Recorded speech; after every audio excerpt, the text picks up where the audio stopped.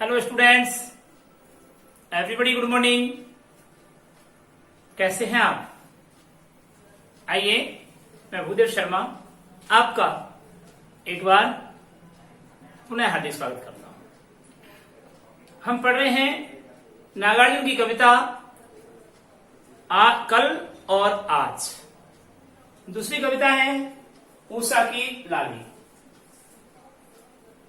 पिछली वीडियो में हमने आपको कवि नागार्जुन का सामान्य जीवन परिचय और कविता दोनों कविताओं का सिर्फ सौंदर्य पढ़ाया था। अब हम देखते हैं इसका भावार्थ। भावार्थ में पहली कविता जो है आज और कल, यह ग्रीष्म की घोर तपस्वरी दूरोता के पश्चात वर्षा ऋतु के सहज और मनभावन आगमन का वर्णन करती है कि ग्रीष्म ऋतु की तपिश के बाद जब वर्षा ऋतु आती है तो पृथ्वी किस तरह अपने गर्मी से शांत होती है और हरी भरी हो जाती है।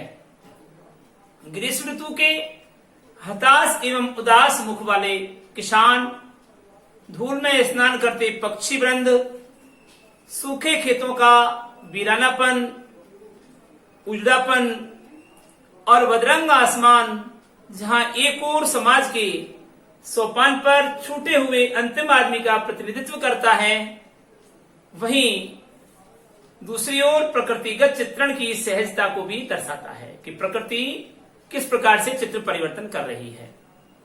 वर्षा ऋतु का आगमन परिवर्तन का संकेत है, क्रांति का संकेत है, सामाजिक परिवर्तन का संकेत है।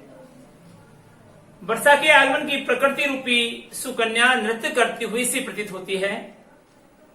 प्रकृति के समस्त उपादान, समस्त अंग भी उसका साथ देते प्रतीत हो रहे हैं। ऋतु चक्र का अत्यंत सजीव अंकन कविता के माध्यम से कवि ने यहां पर उकेरा है और यही उसकी एक विशेषता है।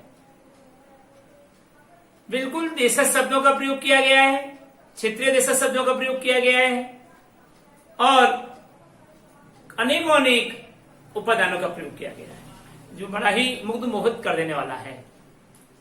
भाषा की दृष्टि से नागार्जुन बिल्कुल ठेठ देसी अंदाज में अर्थात तद्भव शब्दों का अत्यधिक रूप में प्रयोग करने वाले कवि के रूप में माने जाते हैं। अभी कल तक गालियां देती थी तुम्हें हताश की तिहर। अभी कल तक गालियां देती थी तुम्हें हताश की तिहर। अभी कल तक धूल में नहाते थे गौरैयों के झुंड। कवि कहता है कि अभी कल तक का समय था, ग्रीष्म के कारण संसार तप रहा था, पृथ्वी में उमस पड़ी थी और किसान, खेतिहर, खेतों में काम करने वाले मजदूर और किसान इस ग्रीष्म को गालियां दे रहे थे और धूल में नहाते हुए पक्षी ये संकेत दे रहे थे कि ग्रीष्म की भयानकता है, अकाल का संकेत दे रहे थे। इसके कारण किसान इन सारे लक्षणों को देखते हुए गौरैयों के झुंड अभी कल तक पथराई हुई थी धनर खेतों की माटी। पूर्व पंक्ति देखिए, अभी कल तक गालियां देती हुई तुम्हें हताश की तिहर। अभी ग्रीष्म के कारण निराश होता हुआ किसान, खेतों से यानी खेती से रहित होता हुआ किसान ग्रीष्म को गाली दे रहा था और धूल में नहाते हुए पक्षी ये संकेत दे रहे थे कि अकाल की संभावना है, अकाल का प्रतीक है, अकाल के आने की संभावना व्यक्त कर रहे थे।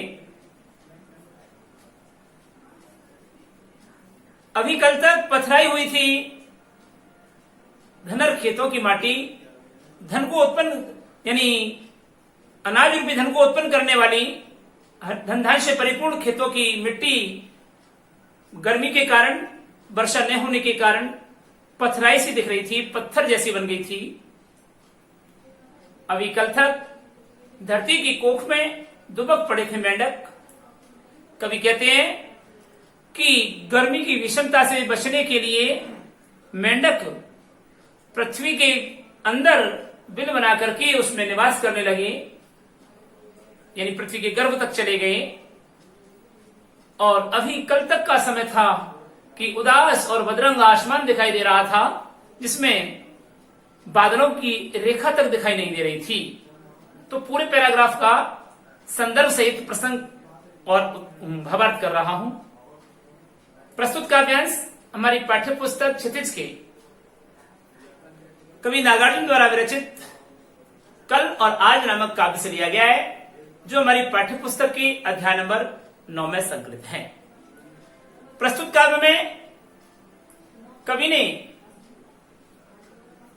ग्रीष्म की भयानकता, दुरूहता और उसकी तपस का उल्लेख करते हुए उसकी समाप्ति का संकेत देकर वर्षा के आगमन का संकेत दिया है।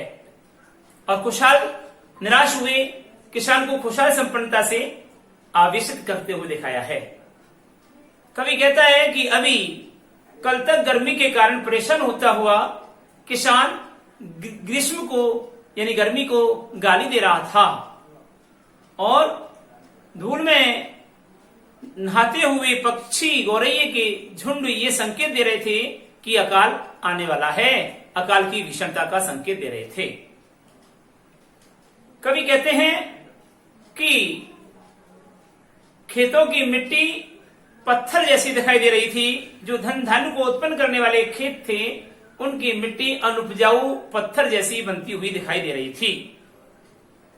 कवि कह रहे हैं कि कल तक हमने देखा कि मेंढक जो वर्षा ऋतु में पृथ्वी पर फुदकते हुए दिखाई देते हैं, वो गर्मी की भयानकता से बचने के लिए पृथ्वी की कोख में यानी पृथ्वी के अंदर बिल बना करके, घर बना करके निवास करने लगे थे। और अभी मैंने देखा कि गर्मी के मौसम में उड़ती हुई धूल के गुब्बारों से आसमान बदरंग हो गया था, भद्दा हो गया था और उदास हो गया था। लेकिन गर्मी के समाप्त होते ही वर्षा के संकेत मिलने लगे। तो कवि कहता है कि और आज पूरा परिवर्तन हो गया।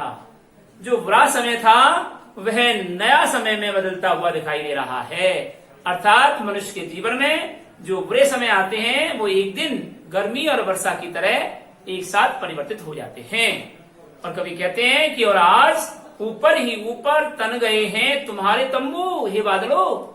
आज आसमान में ऊपर ही ऊपर तुम्हारे तंबू तन गए हैं। और आज मतलब चारों तरफ आसमान में बादल ही बादल छा गए, तो ऐसा लग रहा है मानो बादलों का तंबू तान दिया गया है। और आज चमका रही है पायस रानी बूंदाबांदियों की अपनी पायल। और आज वर्षा रानी अपनी घुंघरुओं को चमचमाती हुई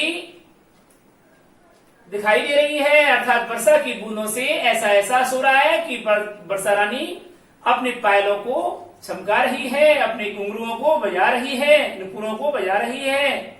और आज वर्षा के आने पर झींगुरों की निरंतर चलने वाली सेनाई रूपी ध्वनि सुनाई दे रही है। और आज बड़े जोर से मोर पृथ्वी पर नाचते थिरकते हुए कूक रहे हैं। वर्षा के आते ही आज वापस धूप की झुलसती हुई सिराओं पर अंदर ही अंदर जान आ गई। अर्थात गर्मी के मौसम में जो दूब घास की सिराएं बिल्कुल सूख गई थी, पीली पड़ गई थी, उनमें वर्षा के आते ही वह दूब हरी भरी हो गई। और आज चुपचाप वह ग्रीष्म, वह गर्मी का मौसम अपना साजो सामान समेटकर, लाव लश्कर यानी साजो सामान समेटकर विदा हो लिया। वर्षा के आते ही ग्रीष्म की विदाई अवश्यंभावी होती है। इसलिए कवि कहता है कि वर्षा के आगमन की खुशहाली का वर्णन करते हुए कवि कहता है कि किसान आसमान में ऊपर ही ऊपर छाए हुए बादलों की उस समूह को तंबू समझते हुए खुश होते हैं और कहते हैं कि लेखक कह रहा है कि आज आसमान में ऊपर ही ऊपर हे बादलों तुम्हारे तंबू की भांति पांडाल बना दिया गया है, छा गया है। और आज वर्षा रानी अपनी घुंघरुओं की ध्वनि बूंदाबांदियों के रूप में चमकाती हुई चली आ रही है। और आज पुनः वर्षा के आने से झींगरों की निरंतर चलने वाली मधुर शहनाई की सी भांति ध्वनि सुनाई दे रही है। और वर्षा के आते ही जोर से मयूर कूकने लगते हैं और नाचने थिरकने लगते हैं। वर्षा के आते ही वापस गर्मी के कारण झुलसी हुई दूबों की सिराओं पर अंदर ही अंदर पुनः जान आ गई और वे हरी भरी हो गई हैं। और आज इतना कुछ होते हुए देख करके ग्रीष्म अपना साजो सामान समेटता हुआ विदा हो चला है, अर्थात गर्मी की विदाई हो गई है। अब आता है उषा की लाली। उषा की लाली में अभी से गए निखर हिमगिरी के कनक शिखर। उषा सूर्य की पहली किरण का नाम है और संध्या सूर्य की अंतिम किरण का नाम है। सूर्य के आने से पहले आसमान में उषा की लाली छा जाती है, यानी पूर्वांचल में गेरुए रंग की आभा झलकने लगती है, तांबे जैसी आभा झलकने लगती है। उसे सूर्य की पहली किरण कहा जाता है, प्रभा कहा जाता है, उषा कहा जाता है। तो प्रातःकालीन बेला का अद्भुत सौंदर्यकरण करते हुए कवि कह रहे हैं कि प्रातःकालीन उषा की लालिमा में हिमगिरी के कनक शिखर, हिमालय पर्वत की ऊंची ऊंची चोटियां सोने की शिखर की भांति चमक रही थी और उनका रूप सौंदर्य निखर रहा था। क्या मतलब हुआ? मतलब ये हुआ कि सूर्य की पहली किरण जब बर्फीली हिमालय पर्वत की चोटियों पर पड़ती है तो वह सोने की भांति चमकने लगती है।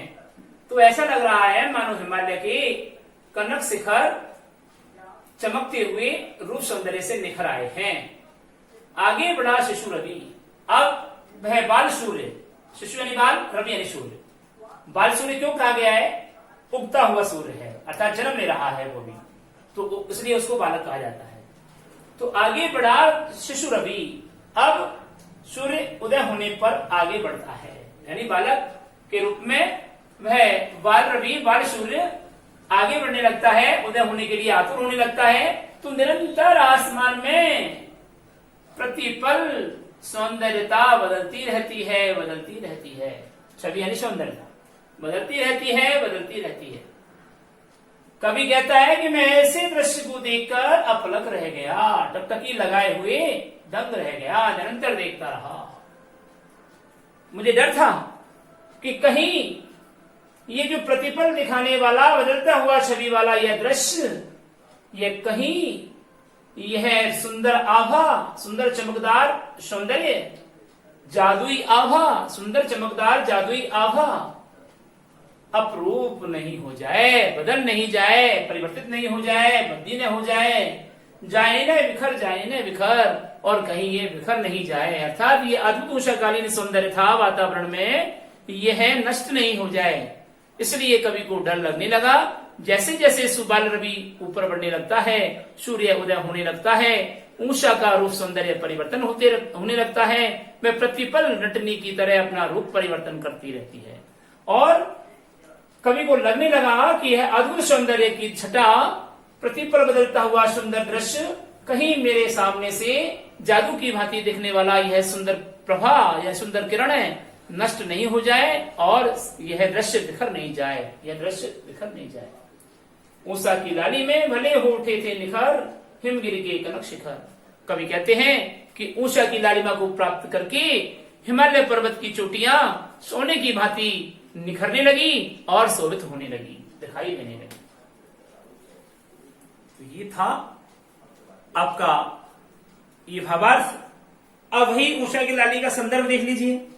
प्रस्तुत काव्यांश हमारी पाठ्य पुस्तक, प्रस्तुत काव्यांश हमारी पाठ्य पुस्तक क्षितिज के कवि नागार्जुन द्वारा विरचित उषा की लाली नामक काव्य से लिया गया है, जो पाठ्य पुस्तक के अध्याय 9 में संकलित है। प्रस्तुत काव्यांश में प्रातःकालीन सूर्य की आभा का, प्रभात के समय का नित्य प्रतिपल बदलते हुए अद्भुत सौंदर्य का दृश्य प्रस्तुत किया है। कवि कहते हैं कि प्रातःकालीन उषा का सौंदर्य ऐसा दिखाई दे रहा है मानो हिमालय पर्वत के कनक शिखर अभी से सुंदर दिखाई दे रहे हो। जैसे जैसे सूर्य उदित होने लगता है तो कवि उस अद्भुत छटा का वर्णन करते हुए कहने लगते हैं कि आगे बढ़ा शिशु रवि। जैसे ही सूर्य उदय होने के लिए वह बाल सूर्य आगे बढ़ने लगता है, प्रतिपल उषा का रूप सौंदर्य बदलने लगता है और इस अद्भुत रूप सौंदर्य को देखकर कभी टकटकी लगाए हुए निरंतर अपलक हो गया, टकटकी लगाए हुए दंग रह गया। उसे डर लगने लगा कि प्रतिपल यह जो जादुई आभा उसको दिखाई दे रही थी, अद्भुत सौंदर्य उषा का दिखाई दे रहा था, यह कहीं अपरूप न हो जाए, भद्दा न हो जाए, बदरूप नहीं लग जाए और कहीं बिखर न जाए, कहीं नष्ट न हो जाए, कहीं यह रूप नष्ट न हो जाए।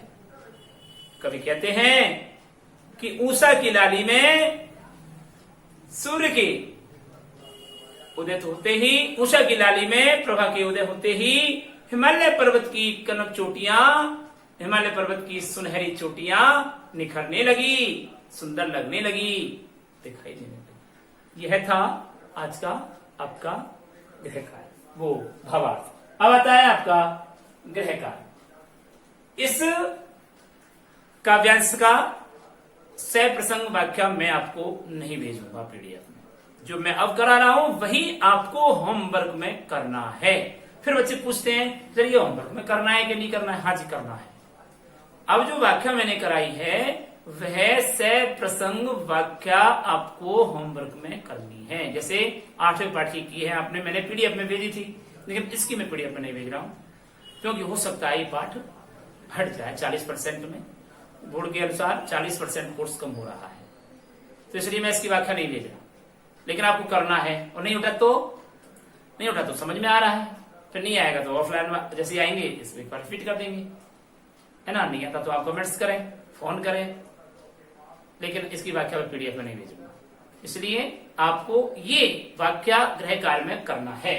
तो लिखिए गृह कार्य।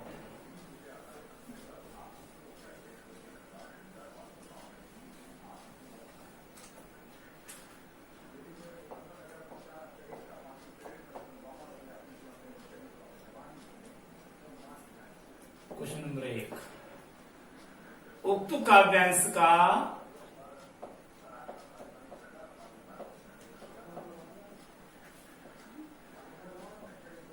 सप्रसंग व्याख्या कीजिए।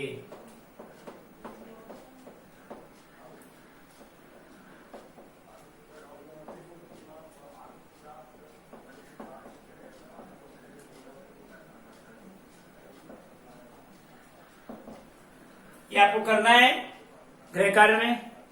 अगले वीडियो में हम आपसे फिर मुलाकात करेंगे, तब तक के लिए हम आपसे इजाजत लेते हैं। नमस्कार।